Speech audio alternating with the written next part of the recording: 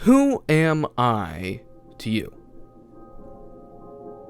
I don't know, because I'm not you, so I cannot answer that question for you. I do know who I am to me, though, and I think I can somewhat answer who I am to my friends.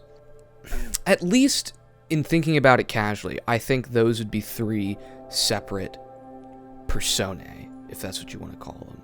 Three separate individuals that I manifest when I'm acting out in the world. There's the person I am online via Mr. Amazing. There's me as I act towards my family, in private personal relations.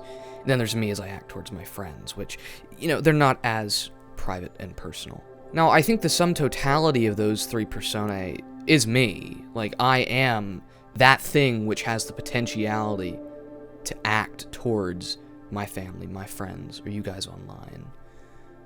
When is necessary, I can take on the necessary aspects of myself and present them in such a manner that it fits with whatever circumstance I find myself in. What exactly does that mean? It's hard to say. I mean, I think I've alluded to it a little bit in saying that I act more personally with my family, as everybody does. I mean, who doesn't? If you can't say to your grandmother, I love you, in wholehearted and earnest terms, I'd say you have a pretty cold family. I mean, I say that. My sister can say that to her. And I can say that to my sister. I can say that to just about anybody in my family. But I'm not going to say that to my neighbor. I'm not going to say that to my friend across the street. Or my friends at college. I'll say, yeah, you're a good pal, hang around. Or something of that sort. And in that way, there's, I think, a diminished degree of closeness. Obviously, there's a smaller degree of intimacy. But online, there's something weird that goes on here, and I say that because I think the intimacy we experience in person is necessarily different than whatever can possibly be had online. And that's a very obvious thought, I think. My grandmother would tell me that whenever I would talk to people online. Well, you don't really know them because you haven't seen them in person. It's like, well, yeah, I know them online. The difference isn't merely that they're just not in person. There is something that takes the place of person-to-person contact when we're talking to people online.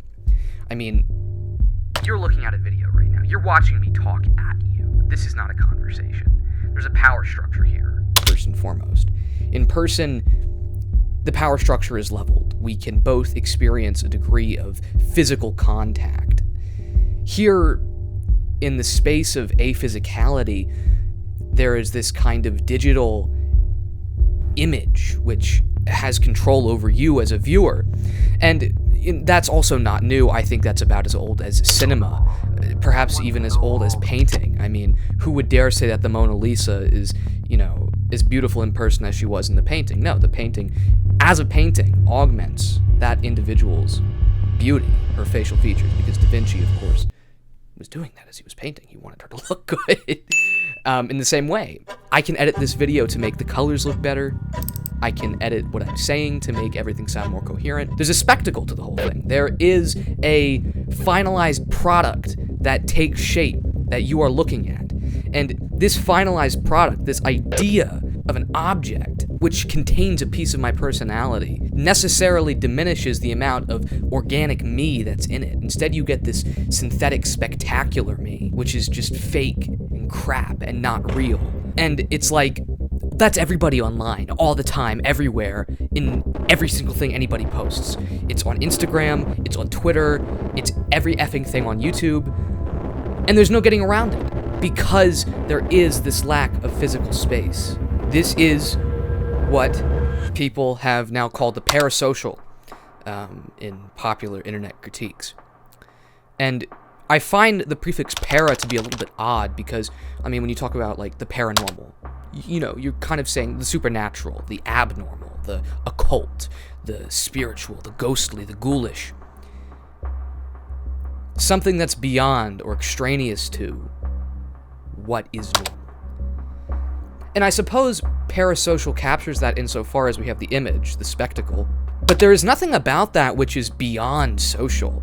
In a way, I think the image diminishes the social. It is pseudosocial, quasi-social. that power that I have as a consequence of me being in this image before you, that's not conducive to any kind of friendship. Not really, at least.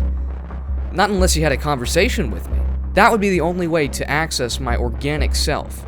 This is not that. This could never be that. It is tantamount to what OnlyFans is to a real relationship. Something of an intermediary, a stand-in, a would-be, a could-be, but never really will be. Something that gives you just enough of a social pull in that you're seeing me talk to you, you're listening to my voice. And so there's a foretaste of what really should become a further social dynamic. But you never get it. You're just left hanging on, thirsting for a little bit more, and clicking video on video hoping you ultimately get to it, and you never actually do. I don't know. To me, all of this is not just a rambling thought process, but it represents a fact that there is something deprivational going on here.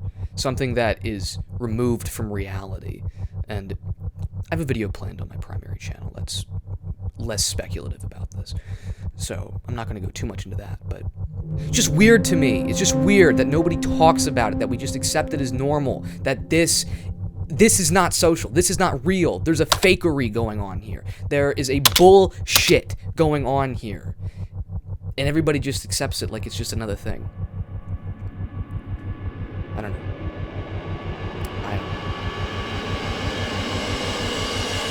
Thanks for watching. See you in the next one.